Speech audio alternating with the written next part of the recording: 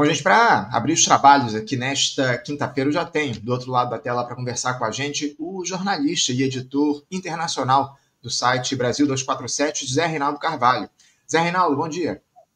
Bom dia, Anderson. Bom dia a toda a comunidade que assiste ao programa Faixa Livre. O meu abraço a todos. Grande abraço, eu quero agradeço muito aqui a tua presença, a tua participação, sempre nos atendendo aqui no programa para a gente falar um pouquinho sobre o cenário da política internacional e focar especialmente, Zé Reinaldo, nessa viagem que o presidente Lula fez lá à Rússia e também à China, né, onde ele passou mais de uma semana por esses países, realizando reuniões, celebrando também os 80 anos do Dia da Vitória, participou da cúpula da CELAC com a China, enfim, consolidou uma série de acordos. A primeira parte dessa viagem na Rússia, o Zé Reinaldo, o presidente participou, como eu citei aqui, das comemorações do aniversário dos 80 anos da vitória do exército soviético sobre a Alemanha nazista.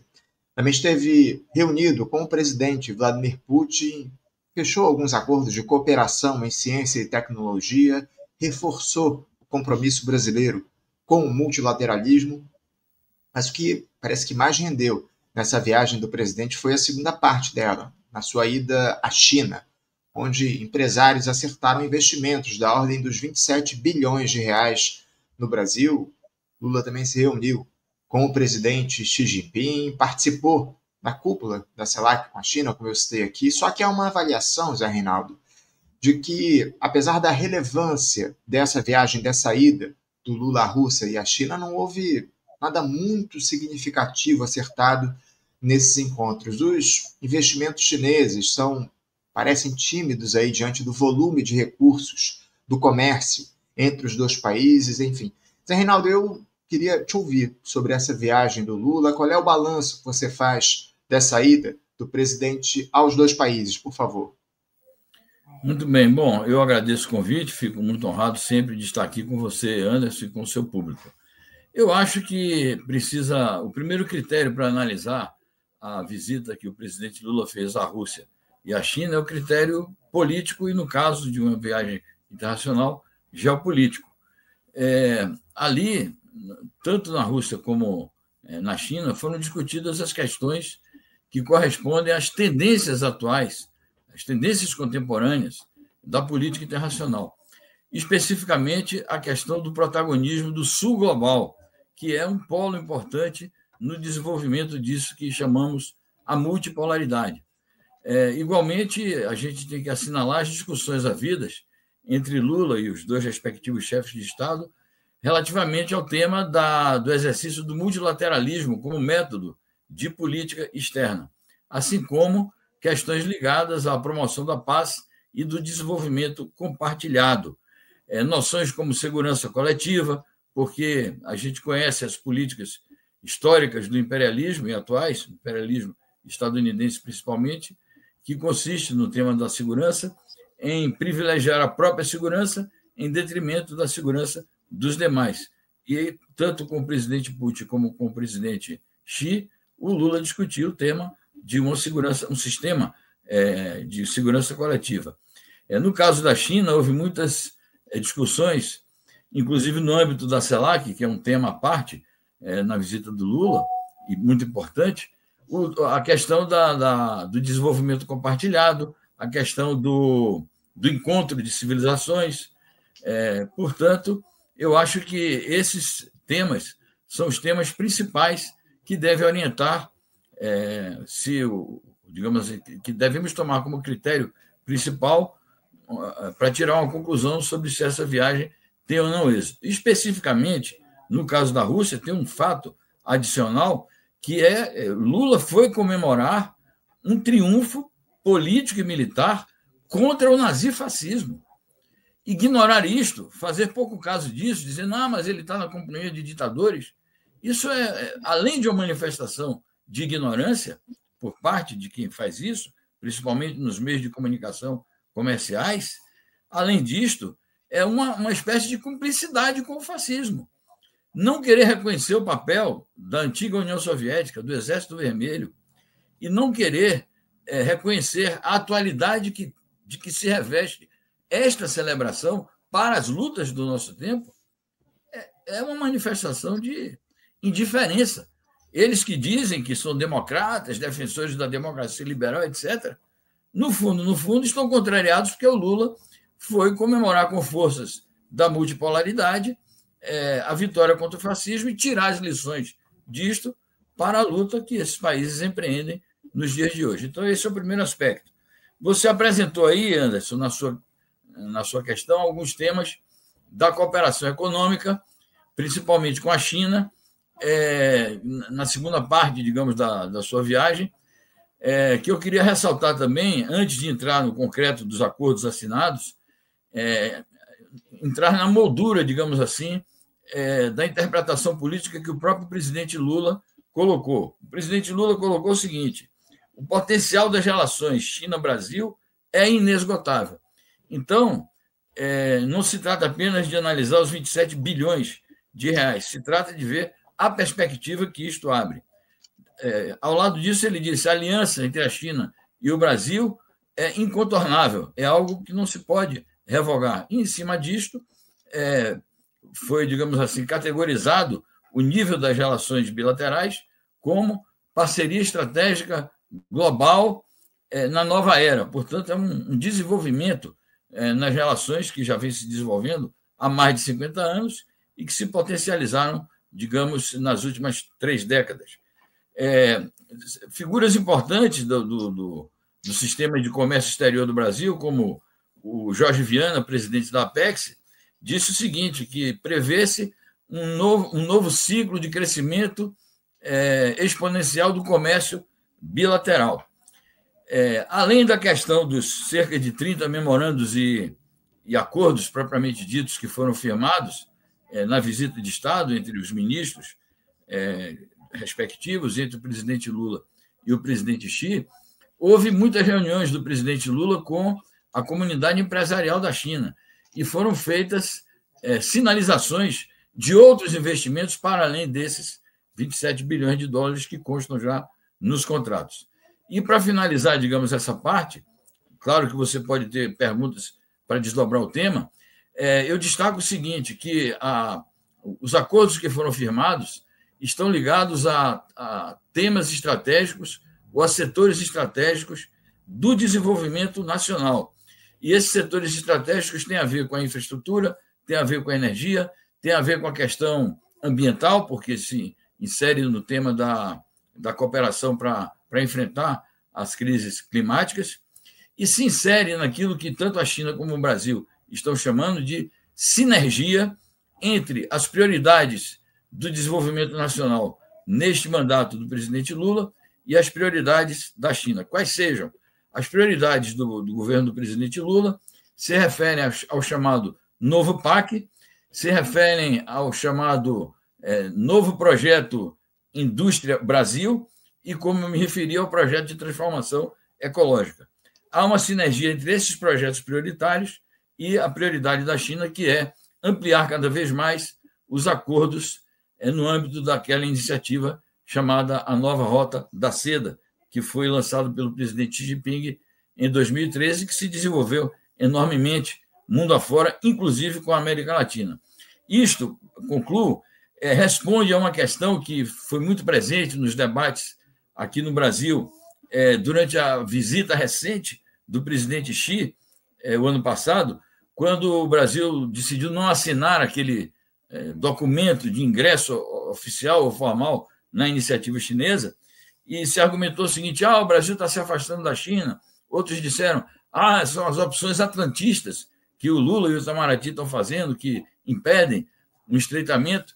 E, habilmente, as duas chancelarias, e acho que as duas presidências da República, elaboraram esse conceito. Bom, não está assinando, mas há uma sinergia entre os principais projetos de desenvolvimento do Brasil e os principais projetos de investimentos externos da China. Eu acho que isso, Anderson, abre perspectivas para investimentos cada vez maiores e um comércio cada vez mais intenso também entre as duas partes. É importante você trazer essas questões aqui para a gente. Você falou da Nova Rota da Seda. O Gustavo Petro anunciou a entrada oficial da Colômbia na nova rota, assinou lá o documento para a entrada da Colômbia. O Zé Reinaldo, é importante você trazer isso, porque você citou até que foram cerca de 30 acordos assinados, documentos, enfim, foram 36 documentos assinados nessa ida do Lula lá à China. Dentre eles, 26 memorandos de entendimento, que as pessoas dizem que não são lá grande coisa diante do diálogo internacional, 3 declarações e planos tanto genéricos, houve 4 protocolos, documentos que são mais efetivos, que foram assinados, todos eles relacionados ao agronegócio. 2 acordos do Banco Central e também do Dataprev e um termo que foi assinado com a Fiocruz. Há questionamentos em relação a isso, mas principalmente, como você traz aqui para a gente, para além, obviamente, do volume de investimentos que foi acertado da China aqui no Brasil, desses acordos, o que mais representativo fica dessa viagem é a sinalização que o Lula dá em relação ao diálogo com os chineses, né? Eu acho que sim, mas veja, mesmo em relação às negociações sobre o aumento dos investimentos chineses e a localização desses investimentos, foram feitas sinalizações importantes sobre a questão da ferrovia bioceânica, ligando o litoral atlântico brasileiro com o Pacífico, a partir indo até o porto, que foi recentemente inaugurado no Peru, que vai fazer uma conexão direta com a China. Então, a sinalização sobre a construção dessa ferrovia, as sinalizações sobre investimentos na área energética, as sinalizações no sentido de potencializar um processo de cooperação para a criação de novas infraestruturas no Brasil que repercutem no conjunto das cadeias produtivas.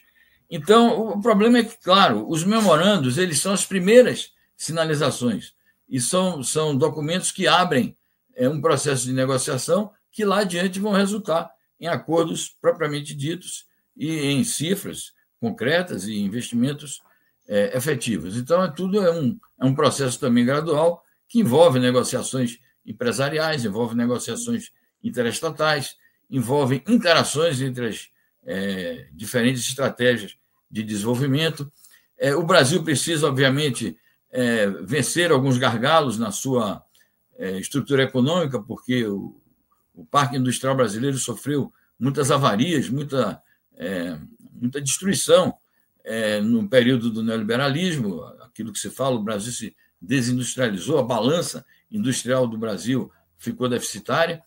Então, eu acho que tudo isso são processos que carecem de ajustes e que vão influenciar depois nas negociações entre os dois governos e entre as diferentes comunidades empresariais. Há problemas também, a gente sabe que há setores na economia brasileira que, com justa razão, apresentam preocupações quanto mas, por exemplo, o setor ferroviário. A China vai construir ferrovias, mas nós temos capacidade ociosa. Eu cheguei a ver um documento de um setor da ferrovia brasileira dizendo isso. São questões, são queixas ou preocupações que precisam efetivamente ser ouvidas e acho que o Estado Nacional Brasileiro tomará em consideração para conduzir conversações que levem em conta esses interesses específicos também. Tá certo. Zé Reinaldo, eu tenho uma pergunta aqui de um espectador nosso, o Hinaldo Martins. Eu queria te ouvir a respeito disso. É uma pergunta muito simples. Ele pergunta o seguinte: nenhuma palavra sobre negociações usando as moedas nacionais? Pergunta o Hinaldo Martins. Houve. As notícias que... Não há detalhe, mas as notícias que circularam são no sentido de que poderá se introduzir esse mecanismo de uso das moedas nacionais. O que não significa... O Lula fez uma declaração sobre isso na coletiva que deu ao final da visita. Ele disse, não estou brigando com o dólar, não quero briga com o dólar, porque desenvolveu-se, circulou a versão, já desde anos anteriores, de que o Brasil iria se somar a uma série de outros países para eliminar o dólar das suas transações e criar uma moeda do BRICS, como se essas coisas pudessem ser feitas abruptamente ou pudessem ser feitas por decreto. Essa questão de substituição gradual do dólar, introdução de outras moedas no comércio internacional, isso depende muito de uma evolução gradual da própria economia internacional, que eu acho que é algo inevitável. Com a emergência da China como a principal potência comercial e que vai se transformar, e já se transformou, numa grande potência financeira, é inevitável, é inescapável que haverá pelo menos uma cesta de moedas. E, nesse processo, contribui muito o uso das moedas locais, que é algo que a China já tem feito com outros parceiros, já faz com o Irã, já faz com a Rússia, numa medida ainda gradual. Não quer dizer que todo o comércio da China com esses países citados, esses países parceiros, já seja totalmente em moedas locais. Então, eu acho que tudo isso depende também do surgimento de uma nova arquitetura financeira internacional, que é um processo, na minha opinião, objetivamente inescapável, mas que é gradual. Tá certo. O Zé Reinaldo, eu queria tratar contigo agora do seguinte: eu tenho visto alguns analistas, mais especificamente em relação à viagem lá do Lula à Rússia, né? Alguns analistas considerando que o Lula ficou em segundo plano por lá, que a figura mais esperada pelo Vladimir Putin, presidente da Rússia, era o Nicolás Maduro, líder venezuelano, que fechou uma série de acordos com o mandatário russo, enfim, teve uma recepção de gala por lá. Pelo que eu vi, inclusive, nessas análises, o Brasil não seria mais prioridade da Rússia na América do Sul, mas sim a Venezuela. Eu gostaria de te ouvir a respeito disso, por favor, se você concorda com esse tipo de avaliação. Bom, eu confesso que eu não tenho, digamos assim, os elementos, as informações específicas da chancelaria russa e dos ministérios concernentes aí à questão econômica da Rússia para fazer essa afirmação assim tão peremptória de que o Brasil não é um parceiro tão importante e que a Venezuela seria o parceiro mais confiável, digamos assim, da Rússia. Talvez pelas carências maiores da economia venezuelana e, digamos assim, pela menor diversidade de parcerias que a Venezuela tenha, talvez isso abra um terreno mais favorável para uma relação da Rússia com esse país, até porque também já há um processo de cooperação internacional, ou bilateral, entre a Rússia e a Venezuela, bastante já desenvolvido. Agora, quanto a essa questão de que... Então, isso pode acontecer, mas isso não quer dizer que o Brasil seja menos importante nas relações bilaterais com a Rússia, nem que o presidente Lula tenha sido tratado de maneira inferior ao que o presidente Putin tratou o presidente Nicolás Maduro. Eu acho ótimo que o presidente Nicolás Maduro seja bem recebido na Rússia como em qualquer outro país e desejo muito que o presidente Nicolás Maduro volte a ser bem recebido no Brasil e que o Brasil se disponha a enviar em algum momento o presidente Lula, que ele decida ir à Venezuela, porque considero que as relações entre Brasil e Venezuela deveriam ser relações prioritárias no âmbito latino-americano, porque são dois países parceiros na fundação da CELAC, e sem essa integração não vai ser possível a América Latina desempenhar o papel que lhe cabe na multipolaridade. Agora eu vejo o seguinte, que a mídia ela fica procurando questões assim pontuais, vazamentos, bastidores, quem que se sentou na primeira fileira, quem que se sentou na segunda, quem ganhou uma medalha, quem recebeu a melhor recepção. Eu acho que isso é uma forma da mídia contornar os assuntos principais que estão nos itens aos quais eu me referi, da importância geopolítica, da presença do Lula na Rússia e, posteriormente, na China. Eu acho que o tratamento que o Putin deu ao presidente Lula foi um tratamento digno, um tratamento correspondente ao nível das nossas relações. Entre eles se falou muito também do nível estratégico da cooperação bilateral, e o Putin escutou com muito interesse as proposições que o presidente Lula fez sobre a promoção da paz na Ucrânia, que é um assunto muito complexo, que efetivamente depende mais da Rússia e da Ucrânia do que dos países parceiros.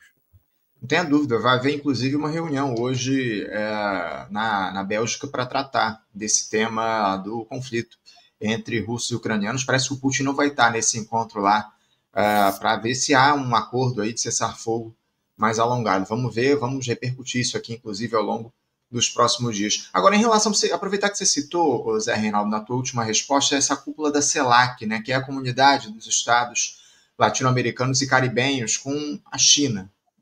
O Lula defendeu a integração dos países latino-americanos e disse que a região continuará representando a pobreza no mundo hoje, se não buscar uma maior cooperação, além de ter afirmado que os chineses são fundamentais para o desenvolvimento econômico da região.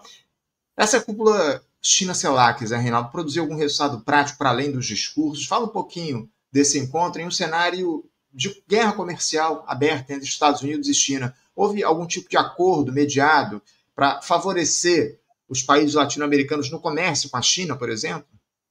Bom, houve muitas proposições, isso consta do documento que foi aprovado na cúpula China-CELAC, proposições relativas ao exercício da solidariedade internacional entre a China e os países latino-americanos e caribenhos. Esta solidariedade internacional se refere aos temas geopolíticos e se refere a temas econômicos, sem especificar aqui contratos e convênios e memorandos, etc., mas foi muito repisada a ideia do desenvolvimento compartilhado e como os chineses formulam, né, criar uma comunidade de desenvolvimento compartilhado entre a China e a América Latina, como ela tem comunidade de desenvolvimento compartilhado entre a China e a África, através do Fórum de Cooperação China-África, como tem também comunidade de desenvolvimento compartilhado entre a China e os países do Sudeste Asiático no âmbito da ASEAN. Então, sob esse guarda-chuva de solidariedade mútua e, naturalmente, principalmente solidariedade da China com esses países, se prevê a possibilidade de acordos de cooperação. Foi sinalizado o problema de conectividade entre civilizações, a abertura de cursos e de facilidades para dezenas de milhares de latino-americanos irem fazer cursos na China, bolsas de estudo. Então, isso foi muito falado. O tema do encontro de civilizações foi muito discutido também. A defesa da soberania dos países quando esses países forem atacados. Obviamente que não se trata aqui de defesa militar, da China entrar em ação militarmente na defesa desses países, mas de dar o necessário respaldo institucional e político e diplomático quando essas coisas ocorrerem. Então, a reunião China-CELAC foi marcada por declarações dessa natureza. Agora, não se pode esperar de uma cúpula que as coisas saiam resolvidas. A cúpula ela faz uma declaração genérica e que depois se desdobra em conversações de diferentes tipos, em reuniões ministeriais, em reuniões setoriais e em reuniões bilaterais também entre os diferentes integrantes da CELAC diretamente com a China. Sem dúvida alguma. O Zé Reinaldo, eu falei ainda há pouco sobre essa guerra comercial entre China e os Estados Unidos. O Brasil tem se aproveitado da melhor maneira desse tarifaço do Donald Trump, especialmente em relação aos chineses. Por mais que os dois países, China e Estados Unidos, tenham construído aí esse acordo para reduzir as tarifas por 90 dias, 30% para os produtos chineses e 10% para os produtos que entram lá na China, produtos dos Estados Unidos. O que vai acontecer depois disso é uma incógnita. Como é que o Brasil tem se colocado diante desse conflito comercial? E outra, há quem diga que o Brasil tem feito dupla sinalização ali. O Haddad disse que queria aprofundar o diálogo com o governo Donald Trump, e o Lula vai lá para a China exaltar a relação entre os dois países. Você vê essa dupla sinalização do Brasil? A gente precisaria escolher um lado nesse momento, e também fala sobre isso que eu levantei anteriormente, sobre a postura do Brasil diante da guerra comercial entre China e Estados Unidos. Bom, eu acho que a postura do Brasil foi cautelosa desde o início, protestou, claro, como tinha que protestar, porque não faz nenhum sentido uma tarifação extraordinária dos Estados Unidos sobre o Brasil. Protestou, mas ao mesmo tempo entrou, como na minha opinião é necessário fazer, entrou no processo de negociação por conta também de uma questão de correlação de forças. Há uma desigualdade muito grande entre os Estados Unidos e o Brasil, e nós não podemos ir com a faca nos dentes, imaginando que temos força para um enfrentamento direto. Então, eu acho que há uma combinação entre um firme protesto e, ao mesmo tempo, a abertura de canais de negociação. O que o Brasil supostamente estaria ganhando, mas isso precisa ser verificado com os dados concretos, é o fato de que a China fez uma sinalização de que vai parar de comprar, iria parar de comprar os produtos agrícolas estadunidenses e aumentar a demanda em relação aos produtos brasileiros, o que certamente, se ocorrer, resultará em maior lucro, em maior desempenho, maior desenvolvimento do chamado agronegócio brasileiro. Então, isso pode ter uma repercussão positiva imediata na nossa balança comercial, é algo a verificar. Agora, eu acho que é uma discussão falsa, porque o Brasil está optando pela China e abandonando os seus aliados tradicionais e abandonando os Estados Unidos. Acho uma incompreensão colocar a coisa nesses termos. Acho que setores do governo brasileiro, porque no governo brasileiro há isso, há muitas visões, há muitas nuances, há muitas perspectivas distintas, muitas ligadas às diferentes formações ideológicas e políticas que constituem o governo, outras ligadas a protagonismos individuais, ligadas a projetos políticos. Então, eu acho que é uma falsa dicotomia. Agora, o que eu afirmo é o seguinte: o problema não é o Brasil optar pela China em detrimento dos Estados Unidos.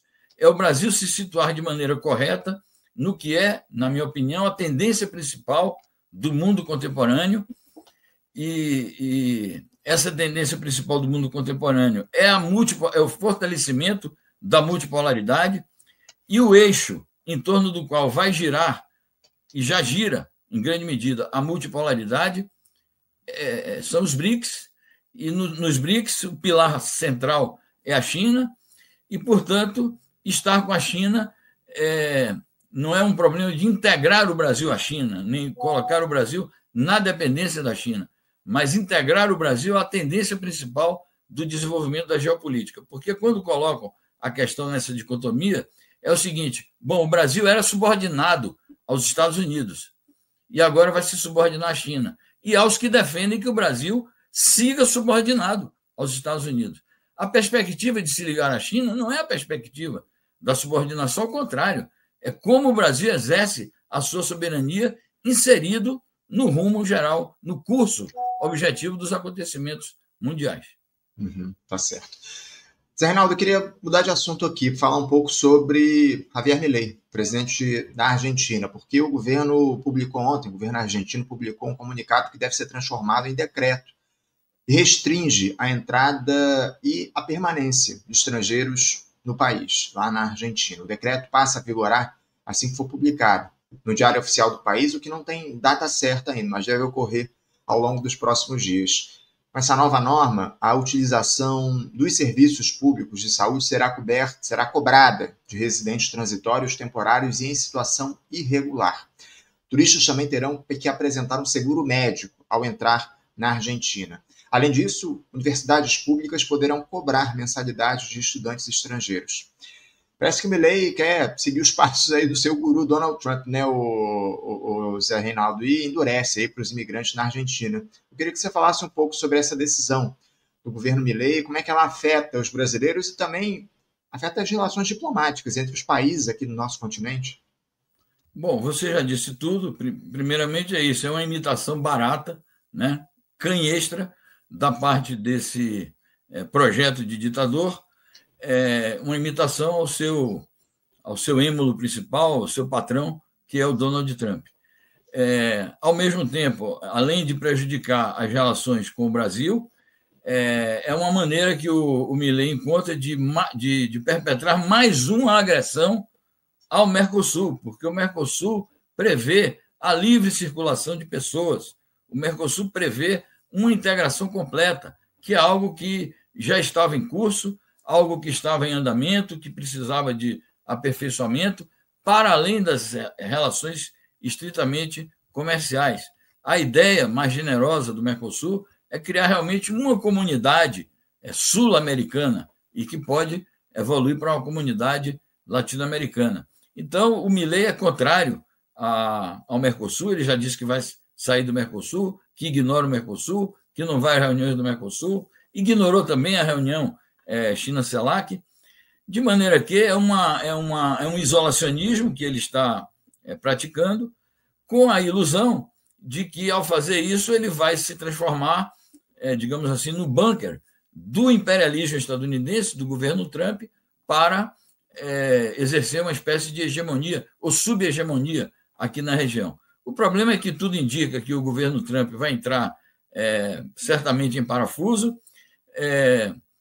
O futuro imediato, daqui a 3 anos, daqui a 1 ano já teremos eleição intermediária nos Estados Unidos, que pode mudar com a relação de forças no Congresso. Daqui a 3 anos, uma nova eleição presidencial. A gente conhece a instabilidade do sistema político, essa gangorra do sistema político americano.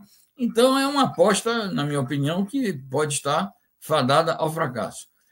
Não é a mesma coisa, mas acaba de ser anunciado pela China, anunciada uma medida que é a medida de liberar os vistos. Claro que não é visto de permanência, é visto para turismo e para uma permanência curta, para fazer negócios, mas para 5 países sul-americanos, inclusive a Argentina, Brasil, Argentina, Uruguai, Chile e Peru. Então, vai facilitar muito o trânsito de brasileiros e sul-americanos para a China a partir do dia 1º de junho. Vai no caminho inverso, né? A China em relação ao que os Estados Unidos e a Argentina têm feito, tem facilitado aí o trânsito entre os países aqui da região e a China. Ô Zé Reinaldo, eu queria fechar aqui o nosso papo falando, posso deixar de tratar dessa morte do José Pepe Mujica, lá no Uruguai, que aconteceu anteontem, muita comoção diante da passagem do líder uruguaio. Aliás, o presidente Lula, inclusive, vai hoje lá para os nossos vizinhos participar do velório do Mujica assim que ele chegar da China. Eu queria que você falasse um pouco, a gente repercutiu, obviamente, em profundidade aqui essa morte do Mujica ontem, mas eu queria te ouvir, claro, a respeito disso. O que é que o Pepe Mujica representou para a esquerda, especialmente para os países da América Latina, Zé? Eu acho que ele representou muito, ele foi um homem longevo, né? Ele ia fazer 90 anos agora, daqui a poucos dias. Isso. E como ele teve uma participação também durante um longo período na vida política uruguaia, ele desempenhou muitos papéis conforme a situação de cada momento. Ele foi guerrilheiro no momento em que a forma de luta principal na América Latina e no Uruguai, como foi também no Brasil, ele foi protagonista de uma luta armada dentro de uma organização revolucionária que era o Movimento de Libertação Nacional Tupac Amaru ou Tupamaros.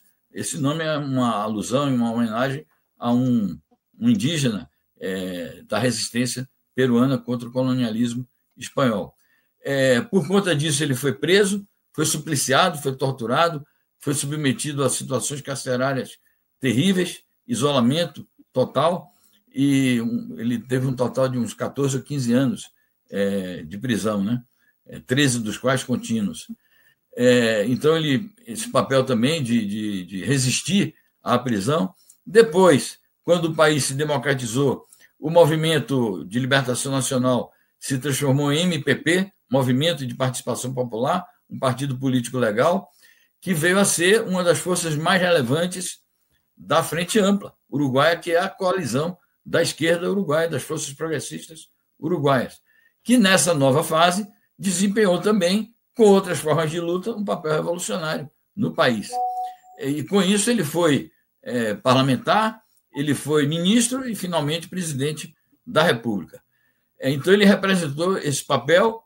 Na presidência da República, ele teve um governo voltado para a democracia, para a soberania uruguaia e para a justiça social, além de ter demonstrado ser um homem ético, humanista, em todas as dimensões. Para a América Latina, ele desempenhou um papel importante, porque foi sempre um defensor do progressismo na América Latina, das soluções progressistas, soberanistas, integradoras.